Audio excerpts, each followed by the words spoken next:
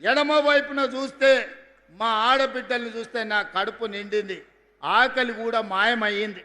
ఎందుకంటే ఇంతమంది ఆడబిడ్డలు ఆశీర్వదించడానికి వస్తే ఇక ఎవరు ఎదురొచ్చినా ఎవరినైనా ఎదుర్కొనే ధైర్యం వస్తుంది.